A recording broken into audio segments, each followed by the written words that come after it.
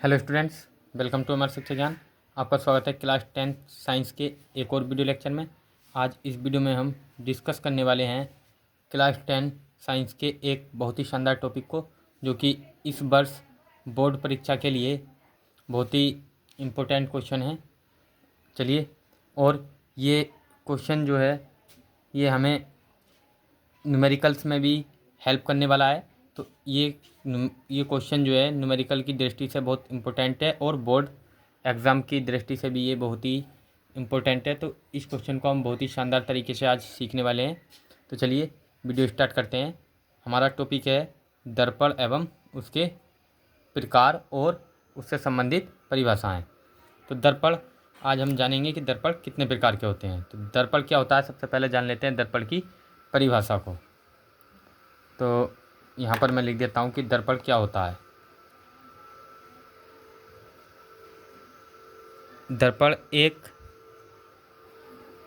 ऐसा पृष्ठ जिसके एक तरफ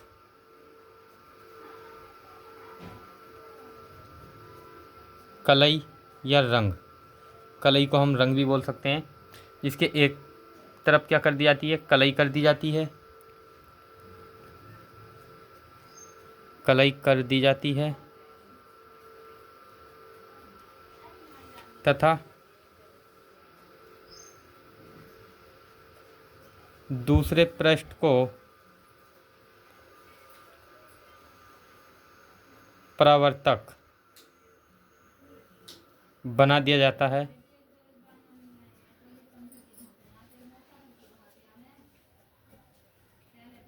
दर्पण कहलाता है।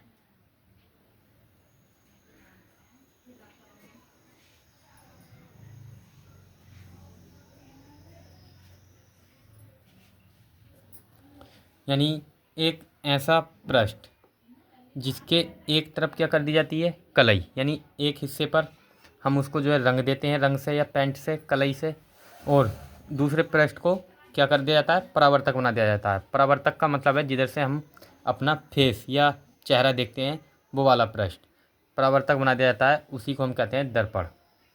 अब हम जानते हैं दर्पण के प्रकार। तो दर्पण के प्रकार,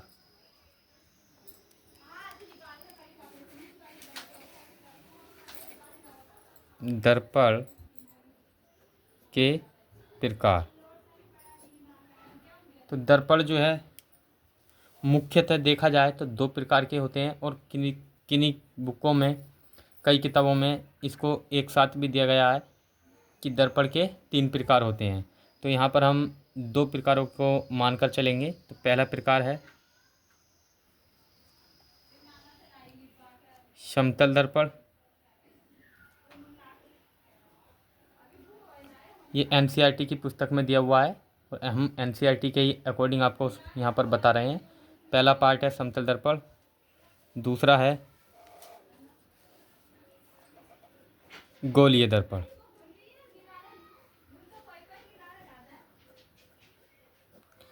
पहला समतल दर्पण और दूसरा गोलीय दर्पण। तो चलिए सबसे पहले हम जान लेते हैं समतल दर्पण के बारे में कि समतल दर्पण क्या होता है।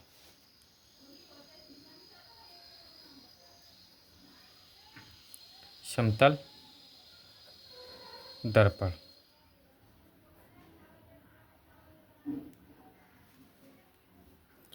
समतल दर्पण कांच की एक समतल प्लेट होती है जिसके एक पृष्ठ पर हम कलई कर देते हैं तथा दूसरे पृष्ठ को परावर्तक छोड़ देते हैं, इसी को हम बोलते हैं समतल दर्पण। तो यानी कांच की एक ऐसी प्लेट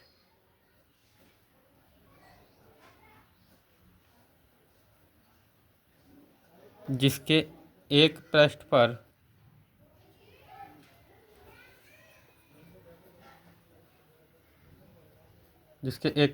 कलई, कलई या रंग, जिसके एक पृष्ठ पर कलई या फिर हम कह सकते हैं रंग कर दिया जाता है, कलई कर दी जाती है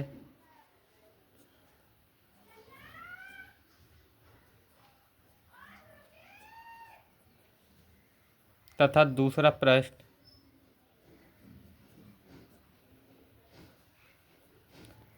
परावर्तक परावर्तक जिधर से हम अपना फेस देखते हैं, परावर्तक बना दिया जाता है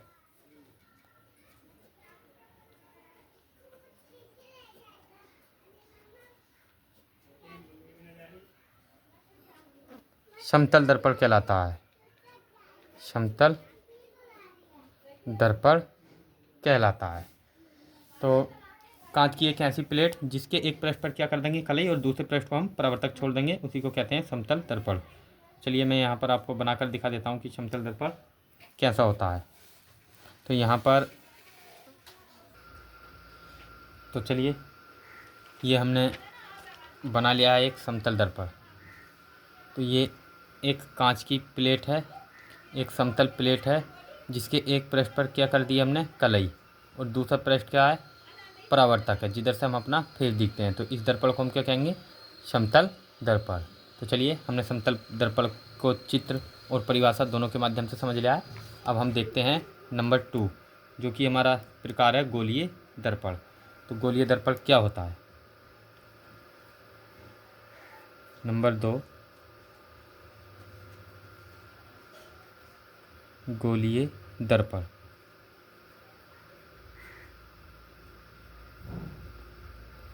तो गोलीय दर्पण की परिभाषा है यह है कांच के एक खोखले गोले का कटा हुआ भाग होता है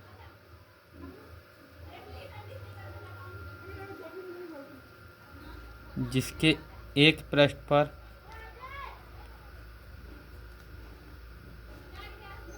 कलई तथा दूसरे पृष्ठ को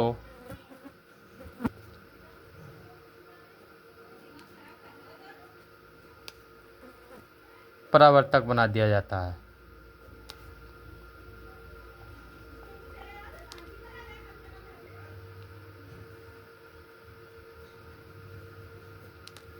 तो गोलीय दर्पण क्या है, यानी एक कांच के खोखले का कटा हुआ भाग जिसके एक पृष्ठ पर हम क्या कर देते हैं कलई और दूसरे पृष्ठ को परावर्तक बना देते हैं, उसी को हम बोलते हैं गोलीय दर्पण। और गोलीय दर्पण को मैं अभी आपको चित्र के माध्यम से समझाने वाला हूँ और गोलीय दर्पणों से संबंधित परिभाषाओं को। तो पहले हम देख लेते हैं कि गोलीय दर्पणों के प्रकारों के बारे में, कि गोलीय दर्पण के प्रकार। यहाँ गोलीय दर्पण 2 प्रकार के होते हैं।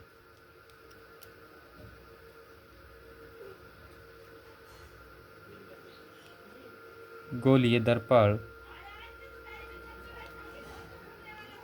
2 प्रकार के होते हैं।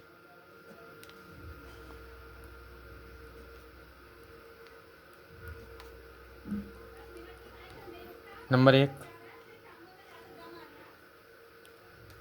अवतल दर्पण। नंबर 2 होता है समतल दर्पण उत्तल दर्पण। उत्तल दर्पण। तो गोलीय दर्पण कितने प्रकार के होते हैं, 2 प्रकार के, पहला अवतल दर्पण, दूसरा समतल दर्पण।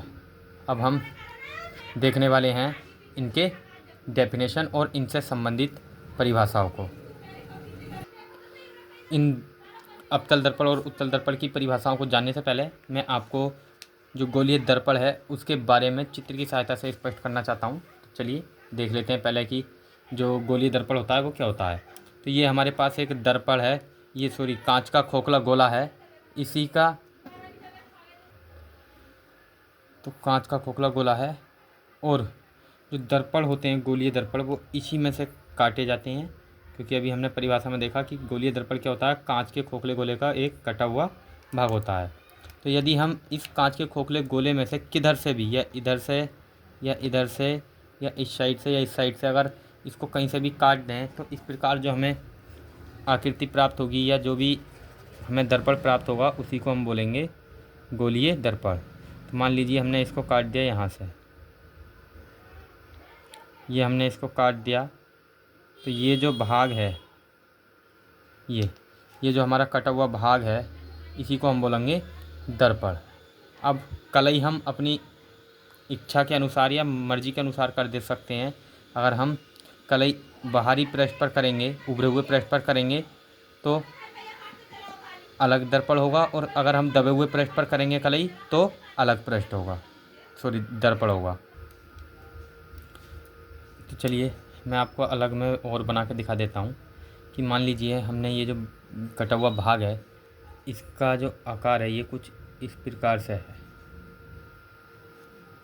और यहाँ पर जो है हमने इसके बाहरी पृष्ठ पर जो उभरा हुआ पृष्ठ है इस पर कलई कर दी।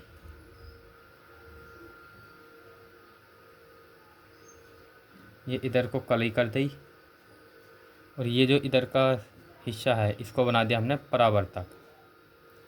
परावर्तक तो ये जो दर्पण होगा ये अवतल दर्पण होगा, अवतल दर्पण। अब यहाँ पर अगर हम मान लीजिए कि हम इसके दूसरे सिरे पर यानी अंदर वाले सिरे पर कलई कर दें, तो ये जो दर्पण होगा ये कुछ इस प्रकार से दिखेगा। यानी हम अब अंदर वाले हिस्से पर कलई कर रहे हैं। जब अंदर वाले हिस्से पर कलई करेंगे तो इस दर्पण को हम बोलेंगे उत्तल दर्पण, उत्तल दर्पण। और ये जो सिरा है अंदर का ये कलई वाला हिस्सा है, और ये जो पृष्ठ है ये है परावर्तक। तो इस प्रकार अब आपको समझ में आ चुका होगा कि अवतल दर्पण क्या होता है और उत्तल दर्पण क्या होता है, और गोलीय दर्पण। तो गोलीय दर्पण कांच के खोखले का एक कटा हुआ भाग होता है, और जो कि दो प्रकार के होते हैं, पहला अवतल दर्पण, दूसरा उत्तल दर्पण। ये मैंने आपको चित्र यहीं पर समझा दिए हैं। अब मैं इनकी डेफिनेशन आपको समझाने वाला हूँ। तो चलिए अब हम एक एक करके देखते हैं कि अवतल दर्पण और उत्तल दर्पण की परिभाषा को। तो गोलीय दर्पण का पहला जो पार्ट है वो हमने लिख लिया है अवतल दर्पण। अब देखते हैं इसकी डेफिनेशन को। तो ऐसा गोलीय दर्पण, ये गोलीय दर्पण है तो हम लिखेंगे कि ऐसा गोलीय दर्पण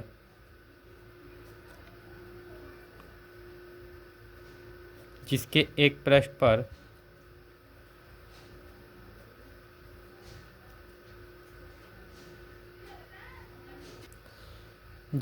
पृष्ठ पर यानी उभरे पृष्ठ पर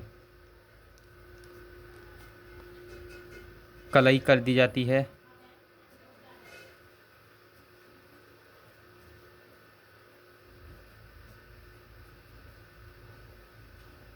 तथा दबे हुए पृष्ठ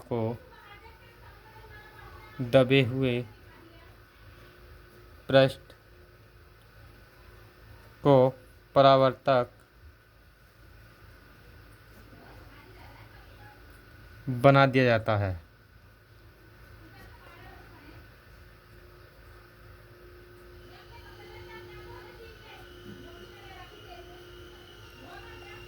अवतल दर्पण कहलाता है।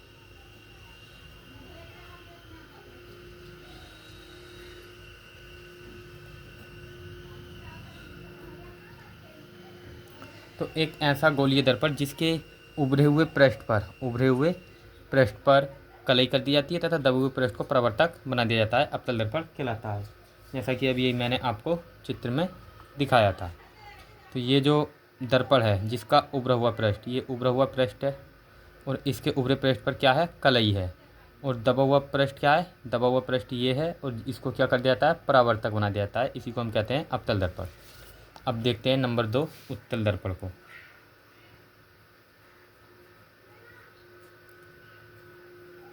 उत्तल दर्पण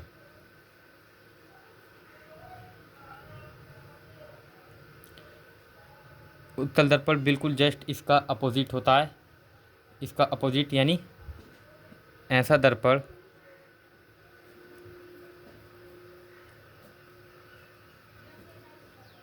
जिसके दबे हुए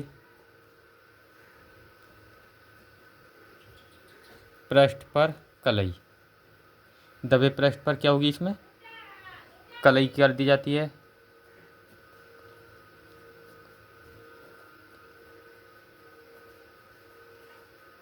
तथा उभरे हुए पृष्ठ को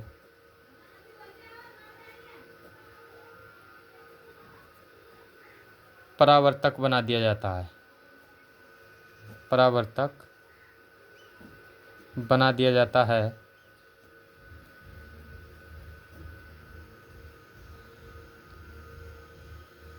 उत्तल दर्पण कहलाता है। तो ये डॉट डॉट मैंने लिख दिया है, डॉट डॉट करके, इसका मतलब है उत्तल दर्पण कहलाता है। ये आगे को आप स्वयं लिख लेना।